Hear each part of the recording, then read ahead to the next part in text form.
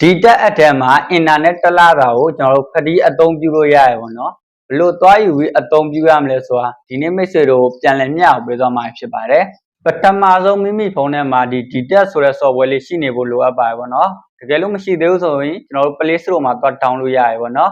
ဒီ software လေးထဲဝင်လိုက်မယ်ပြီးရင်ဒီထဲမှာကျွန်တော်ကမြန်မာလိုပြောင်းထားတာဖြစ်တဲ့အတွက်မြန်မာလိုပေါ်နေပါတယ်ကျွန်တော်ဒီအချက်အလက်များဆိုတဲ့နေရာကိုတစ်ချက်နှိပ်မယ်ဒီနေရာရောက်လာကျွန်တော်တို့အပေါ်လေးကိုနည်းနည်းဆွဲတင်ပေးလိုက်မယ်ဒီအောက်ကမူလပတ်ကိပြောင်းပြီဆိုတဲ့နေရာကိုကျွန်တော်တစ်ချက်နှိပ်ပေးလိုက်မယ်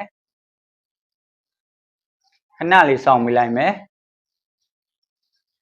ကဲကျွန်တော်တို့ဒီမှာဆိုရင်ပေါ်လာပါပြီပေါ့နော် home marker file 30ရက်ဆိုဒီမှာ free ဆိုပြီးပေါ်လာပြီပေါ့နော်ကျွန်တော်တို့ကအသုံးပြုခြင်းနဲ့ဆိုရင်ဒီနောက်ကလဲယူရန်ဆိုတာကိုတစ်ချက်နှိပ်လိုက်မယ်ဒါဆိုရင်ကျွန်တော်တို့အသုံးပြုလို့ရပြီပေါ့နော်